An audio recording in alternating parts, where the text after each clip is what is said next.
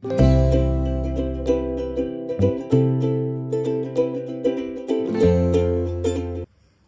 Friends, welcome back to Chamana Jashvi vlogs. Friends, ಇವತ್ತು ಮಕ್ಕಳು ನಾನು ಜಶ್ವಿ ತುಂಬ ದಿನದಿಂದಾನೆ ಪಾಯಸ ಕೇಳ್ತಿದ್ದು. ಹಾಗೆ ದಿಯಾಗೂ ತುಂಬ ಸ್ವೀಟ್ಸ್ ಅಂದರೆ ತುಂಬ ಇಷ್ಟಪಡ್ತಾಳೆ. ಸೊ ಅದಕ್ಕೆ ಪಾಯಸ ಇಟ್ಟಿದ್ದೀನಿ. ಹೆಸರುಬೇಳೆ ಪಾಯಸ ಮಾಡೋಣ ಅಂದ್ಬಿಟ್ಟು ಹೆಸರುಬೇಳೆ ಪಾಯಸ ಇಟ್ಟಿದ್ದೀನಿ.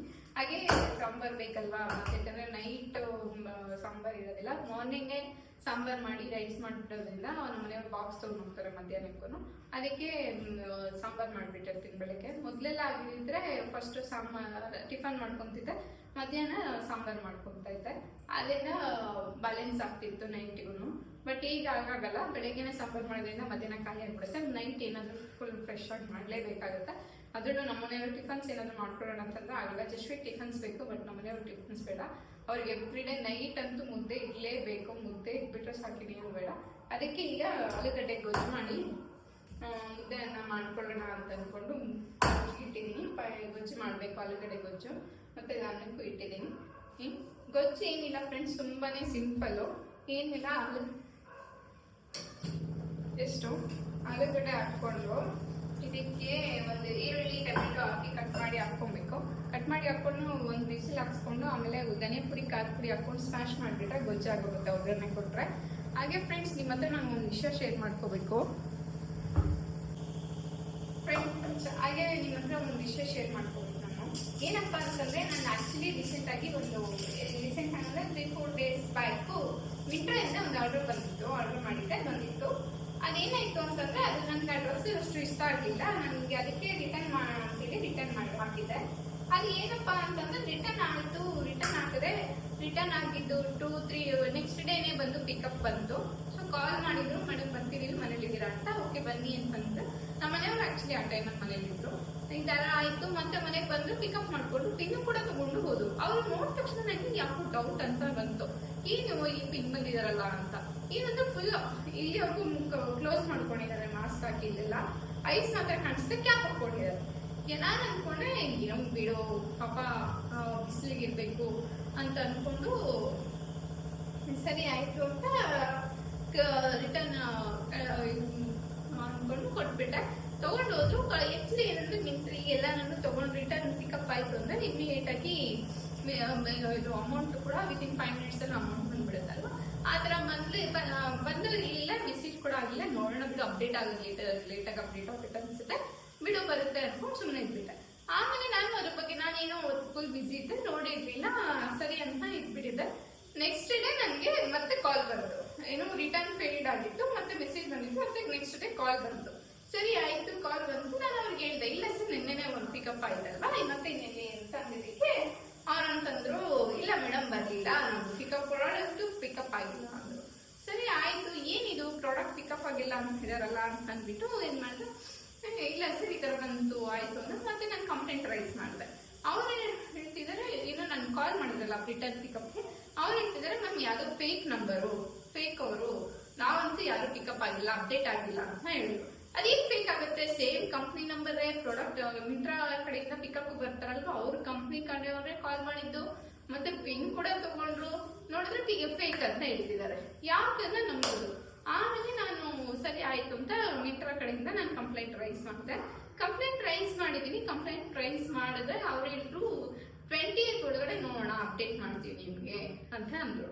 ಆದರೆ ಬಟ್ ನನ್ಗೆ ಇದಂತೂ ಅಲ್ಲ ಫ್ರೆಂಡ್ಸ್, ಸೇಮ್ ಕಂಪ್ನಿ ನಂಬರಿಂದನೇ ಕಾಲ್ ಬಂದಿದೆ, ಮತ್ತೆ ಪಿನ್ ನಂಬರ್ ಕೂಡ ತೊಗೊಂಡಿದ್ದಾರೆ. ಇದು ಅಂದರೆ ನನ್ನ ಲೊಕೇಶನ್, ನನ್ನ ಅಡ್ರೆಸ್ ಪ್ಲಸ್ ನನ್ನ ಕಾಂಟ್ಯಾಕ್ಟ್ ನಂಬರ್ ಎಲ್ಲಾನು ಕರೆಕ್ಟ್ ಇದೆ.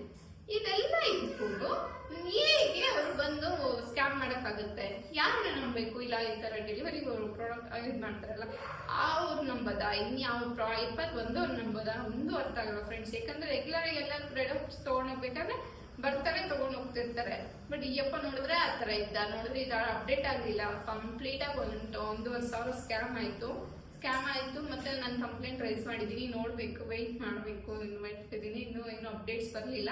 ಅದೇನಂತ ಅಂದಿದ್ದಾರೆ ಅಂದರೆ ಮತ್ತೆ ಪ್ರಾಡಕ್ಟ್ನ ರಿಟರ್ನ್ ಹಾಕಿ ಅಥವಾ ಎಕ್ಸ್ಚೇಂಜ್ ಹಾಕಿ ಅಂತ ಬಂದಿದೆ. ಅದೇ ನನ್ನ ಹತ್ರ ಪ್ರಾಡಕ್ಟ್ ಇದ್ರೆ ಅಲ್ವಾ ಮತ್ತೆ ರಿಟರ್ನ್ ಎಕ್ಸ್ಚೇಂಜ್ ಮಾಡೋದಕ್ಕೆ. ಅದಕ್ಕೆ ಆ ಥರ ಅಪ್ಡೇಟ್ ಆಗಿದೆ. ನೋಡಬೇಕು ಏನಾಗುತ್ತೋ ಏನೋ ಗೊತ್ತಿಲ್ಲ. ಒಟ್ಟಿನಲ್ಲಿ ಅದಂತೂ ಸ್ಕ್ಯಾಮ್ ಆಯಿತು.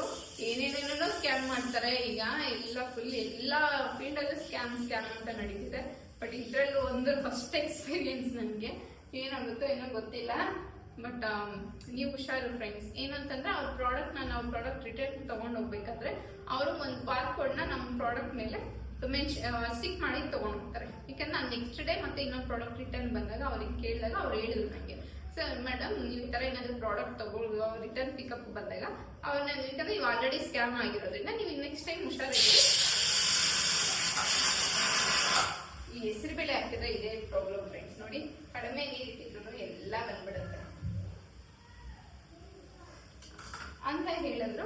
ಆ ಬಾರ್ಕೋಡ್ನ ಈ ಥರ ಸ್ಟಿಕ್ ಮಾಡ್ತಾರೆ. ಸ್ಟಿಕ್ ಮಾಡಿದ್ರೆ ನೀವು ಅವ್ರು ತೊಗೊಂಡು ಹೋಗ್ತಾರೆ ಅಂತ ಹೇಳಿದ್ರು. ಓಕೆ ಆಯಿತು ಅಂತ ಹೇಳಿದೆ. ಬಟ್ ಈಗಂತೂ ಯಾರನ್ನ ನಂಬಬೇಕು, ಯಾರು ಜೆನ್ಯೂನ್ ಪೀಪಲ್ಸ್, ಯಾರು ಫೇಕ್ ಪೀಪಲ್ಸ್ ಅಂತ ನಿಜ ಗೊತ್ತಾಗೋದಿಲ್ಲ. ತುಂಬಾ ಹುಷಾರಾಗಿರಿ ಫ್ರೆಂಡ್ಸ್. ಯಾಕಂದರೆ ಎಲ್ಲಿ ಏನೇನೇನೇನೋ ಆಗ್ತಿದೆ. ನನಗಂತೂ ಈ ಥರ ಫಸ್ಟ್ ಇದು ಎಕ್ಸ್ಪೀರಿಯನ್ಸು. ನೀವು ನೆಕ್ಸ್ಟ್ ಟೈಮ್ ಯಾರ್ಯಾರು ರಿಟರ್ನ್ ಹಾಕ್ಬೇಕಂತಂದರೆ ಆ ಬಾರ್ಕೋಡ್ ಇದನ್ನ ಸ್ಟಿಕ್ ಮಾಡ್ತಾರೆ ಅನ್ನೋದನ್ನ ಚೆಕ್ ಮಾಡ್ಕೊಳ್ಳಿ. ಮತ್ತೆ ಅಪ್ಡೇಟ್ ಮಾಡ್ತಾರೆ, ಅದನ್ನ ಚೆಕ್ ಮಾಡ್ಕೊಳ್ಳಿ ಫ್ರೆಂಡ್ಸ್. ಆಲ್ರೆಡಿ ಹೆಸರುಬೇಳೆ ಬಂದಿದೆ ನೋಡಿ. ಹೆಸರುಬೇಳೆ ಅಂತ ಇರೋದಕ್ಕೆಲ್ಲ ವಿಸಿಟ್ ಹಾಕಿ ಇದು ಆಚೆ ಬಂದ್ಬಿಟ್ಟಿದೆ. ಅದನ್ನ ಕ್ಲೀನ್ ಮಾಡ್ಕೊಬೇಕು.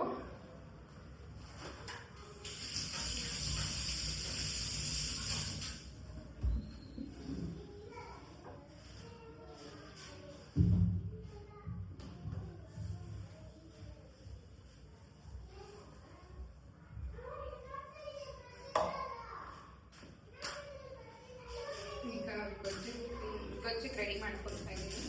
ಮಕ್ಕಳೆಲ್ಲ ಆಟ ಆಡ್ತಿದ್ದಾರೆ. ನನ್ನಂತೂ ಅಲ್ಲ, ಆಚೆ ಹೋಗಿ ತಗೊಳ್ಳೋದಕ್ಕೂ ಸ್ವಲ್ಪ ಭಯ ಆಗುತ್ತೆ. ಮತ್ತೆ ಇಲ್ಲಿ ಈ ತರ ಆನ್ಲೈನ್ ತರಿಸ್ಕೊಂಡ್ರೆ ಅಟ್ಲೀಸ್ಟ್ ಜೆನ್ಯೂನ್ ಇರ್ತಾರೆ ಅಂತ ಅನ್ಕೊಂಡ್ರೆ ಈಗ ನೋಡಿದ್ರೆ ಈ ತರ ಪ್ರಾಬ್ಲಮ್ ಸ್ಟಾರ್ಟ್ ಆಗಿದೆ. ಯಾವ್ದನ್ನ ನಂಬೋದು, ಯಾವ್ದನ್ನ ನಂಬೋದು ಫ್ರೆಂಡ್ಸ್. ಜನ ಅಂತೂ ಈಗ ತುಂಬಾನೇ ಸ್ಕ್ಯಾಮ್ ಅಂತ ಮಾಡ್ಕೊಳೋದ್ರಿಂದ ಅವರು ಜಸ್ಟ್ ಆ ಟೈಮ್ಗೆ ನೋಡಿ ಫ್ರೆಂಡ್ಸ್. ನನ್ನ ಲೈಫಲ್ಲಿ ಎಕ್ಸ್ಪೀರಿಯನ್ಸ್ ಆಗಿರೋದು ಏನಂತಂದ್ರೆ, ನಾವೊಬ್ಬರಿಗೆ ಹೆಲ್ಪ್ ಮಾಡಿರ್ತೀವಿ, ಅವ್ರು ನಮ್ಗೆ ಮೋಸ ಮಾಡಿಬಿಡ್ತಾರೆ. ಓಕೆನಾ? ಬಟ್ ಮೋಸ ಮಾಡಿದ್ರು ಅಷ್ಟೇ, ಅವ್ರು ಮೋಸ ಮಾಡಿ ಎಷ್ಟು ದಿನ ಬದುಕ್ತಾರೆ ಅಲ್ವಾ? ಆ ಒಂದು ಕ್ಷಣ, ಆ ಒಂದು ದಿನ, ಒಂದು ವರ್ಷ ಅಷ್ಟೇ ಅಲ್ವಾ ಅವರು ಹ್ಯಾಪಿ ಆಗಿರೋದು. ಅದಾದ್ಮೇಲೆ ದೇವ್ರು ತೋರಿಸ್ತಾರಲ್ವಾ. ಏನೋ ದೇವ್ರು ಕೊಟ್ಟಷ್ಟು ಇರೋಣಪ್ಪ ಬದುಕೋಣ ಅಂತೇನಿಲ್ಲ. ಒಬ್ಬರಿಗೆ ಮೋಸ ಮಾಡೋದ್ರಲ್ಲೇ ಜನ ಫಲ ಆಗ್ತಾ ಇದ್ದಾರೆ ಈಗ.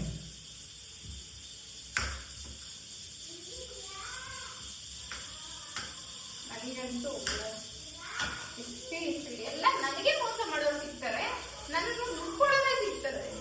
ಯಪ್ಪ ಏನ್ ಮಾಡೋದು ಏನೋ ಗೊತ್ತಿಲ್ಲ ನನಗೆ. ಸುತ್ತಮುತ್ತ ಅದೇ ಜನ ಸಿಗ್ತದೆ, ನನಗೆ ಮೋಸ ಮಾಡೋರು ಹೋಗ್ತಾ ಇದ್ದಾರೆ ಎಲ್ಲ ಕಡೆ.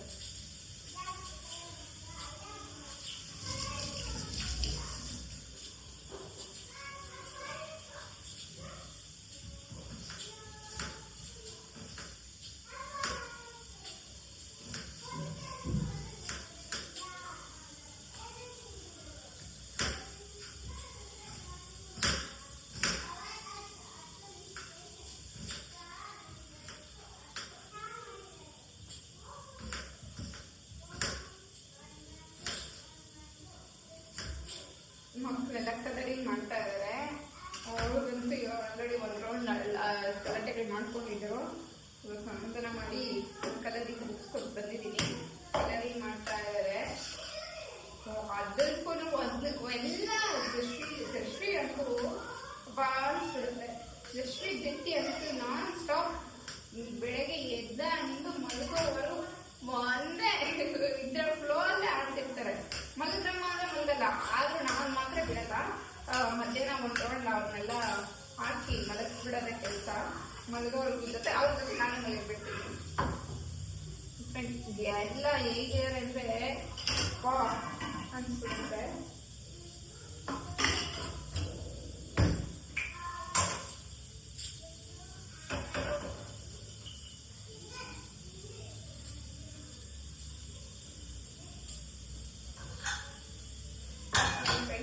ಈಗ ಈರುಳ್ಳಿ, ಟೊಮೆಟೊ, ಆಲೂಗಡ್ಡೆ, ಒಂದು ಸ್ವಲ್ಪ ಅರಿಶಿನ ಪುಡಿ ಹಾಕಿ ಬೇಯಿಸಿ ಇಟ್ಬಿಡ್ತೀನಿ. ಆಮೇಲೆ ಬಿಸಿಲು ಬಂದಮೇಲೆ ಒಂದು ಸ್ವಲ್ಪ ನೀರು ಪುಡಿ, ಒಂದು ಸ್ವಲ್ಪ ಸಾಂಬಾರು ಪುಡಿ, ಖಾರದ ಪುಡಿ ಹಾಕ್ಕೊಂಡು ಚೆನ್ನಾಗಿ ಕುದಿಸ್ಕೊಂಡು ಒಗ್ಗರಣೆ ಕೊಟ್ಬಿಟ್ರೆ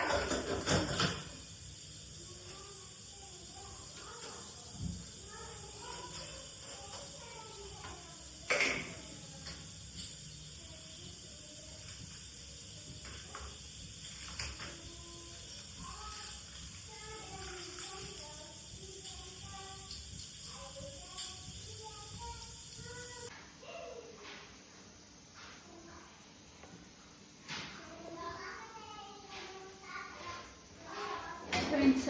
ಈಗ ಹೆಸರುಬೇಳೆ ಬೇಯಿಸ್ಕೊಂಡಿದ್ದೀನಲ್ವಾ, ಅದಕ್ಕೆ ಗಸಗಸೆ ಮತ್ತು ಕೊಬ್ಬರಿ ಮತ್ತು ಏಲಕ್ಕಿ ಎಲ್ಲ ಹಾಕಿ ಮತ್ತು ಅದನ್ನು ಮಿಕ್ಸಿಗೆ ಹಾಕ್ಕೊಬೇಕು. ಅದು ಸ್ವಲ್ಪ ಹಾಕಿದ್ರೆ ಚೆನ್ನಾಗಿರುತ್ತೆ ಫ್ಲೇವರು, ಟೇಸ್ಟ್ ಎಲ್ಲ. ಮತ್ತು ಏನಂದರೆ ಹೆಸರುಬೇಳೆ ಪಾಯಸ ಎಲ್ರಿಗೂ ಗೊತ್ತಿರೋ ಹಾಗೆ ತಂಪು ಕೊಡುತ್ತೆ. ಈ ಬೇಸಿ ಹೀಟಲ್ಲಂತೂ ತುಂಬಾ ತಂಪು ಕೊಡುತ್ತೆ. ನಾನು ಸ್ವಲ್ಪ ಗಸಗಸೆ ಹಾಕ್ಕೊಂಡಿದ್ದೀನಿ.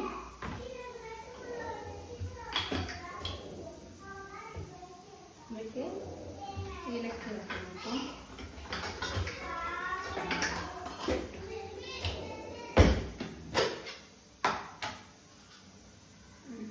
ಎರಡು ಏಲಕ್ಕಿ,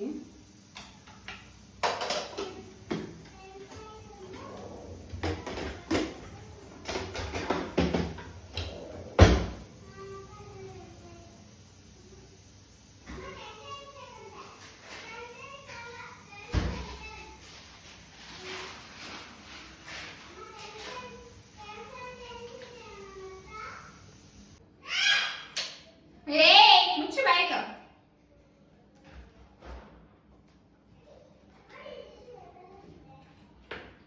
ಫ್ರೆಂಡ್ಸ್, ಬೇಳೆ ಎಲ್ಲ ಬೇಯಿಸ್ಕೊಂಡಿದ್ದೀರಲ್ಲ, ಈಗ ಇದಕ್ಕೆ ಗಸಗಸೆ, ಎರಡು ಏಲಕ್ಕಿ ಮತ್ತು ಒಂದು ಸ್ವಲ್ಪ ಕೊಬ್ಬರಿ ಹಾಕ್ಕೊಂಡು ಅದನ್ನು ರುಬ್ಕೋಬೇಕು. ರುಬ್ಕೊಂಡು ಇದಕ್ಕೆ ಹಾಕ್ಕೊಬೇಕು ಹೆಸರುಬೇಳೆಗೆ.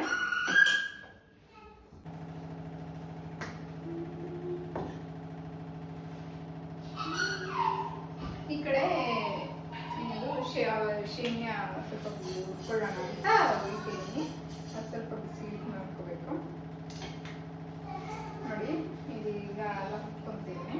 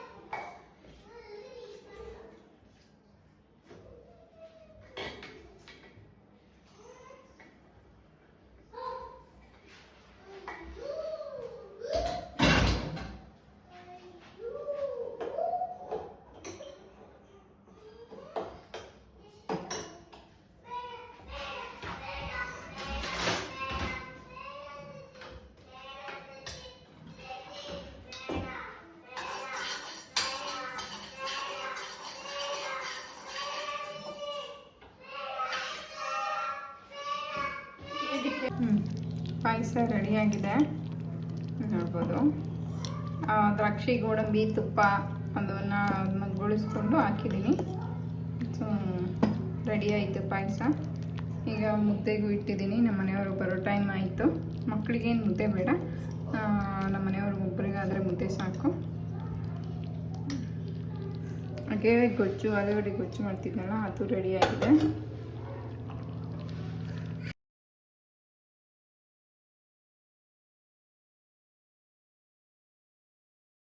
ಹಾಗೆ ಫ್ರೆಂಡ್ಸ್, ಈವ್ನಿಂಗು ಮಲ್ಲಿಗೆ ಹೂವು ತಂದಿದ್ರು. ಸೊ ಅದನ್ನು ಕಟ್ತಾ ಇದ್ದೆ. ಒಂದು ದಿಂಡು ಕೊಂಡಿಸ್ಕೊಂಡಿದ್ದೆ. ಮಕ್ಕಳಿಗೆ ಇದ್ದಾರಲ್ವ, ಮಕ್ಕಳಿಗೆ ಯಾರಿಗಾದ್ರೂ ಇಟ್ಟರೆ ಆಗುತ್ತೆ ಅಂತ. ಮತ್ತು ಇನ್ನೊಂದು ಸ್ವಲ್ಪ ಹೂವು ಎಲ್ಲ ಕಟ್ತಾ ಇದ್ದೆ. ಆಲ್ಮೋಸ್ಟ್ ಎಲ್ಲ ಕೆಲಸ ಮಾಡಿ ಊಟ ಎಲ್ಲ ಆಗಿತ್ತು. ಆಮೇಲೆ ಸರಿ ಕಟ್ಟೋಣ, ಹಾಗೆ ಇದ್ರೆ ಹಾಳಾಗ್ಬಿಡುತ್ತೆ ಹೂವು ಅಂತಂದ್ಬಿಟ್ಟು ಕಟ್ತಾ ಇದ್ದೆ. ನನಗಂತೂ ತುಂಬ ಇಷ್ಟ ಮಲ್ಲಿಗೆ ಹೂವು. ಬಟ್ ಏನು ಅಂದರೆ ಸ್ವಲ್ಪ ಮೊದಲೆಲ್ಲ ಕಟ್ಟಕ್ಕೆ ಬರ್ತಿರ್ಲಿಲ್ಲ. ಆಮೇಲೆ ನಾನೇ ಕಲ್ತ್ಕೊಂಡೆ ಕಟ್ಟೋಕ್ಕೆ. ಈಗ ನಾನೇ ಕಟ್ತೀನಿ. ಆ್ಯಕ್ಚುಲಿ ವಿಡಿಯೋ ಮಾಡ್ತಿರೋದು ದಿಯಾ. ಆ್ಯಕ್ಚುಲಿ ಅವಳಿಗೆ ನೀಟಾಗಿ ಮಾಡೋಕ್ಕೆ ಬರಲಿಲ್ಲ ಪಾಪ, ಅಷ್ಟು ಮಾಡಿದಳೆ.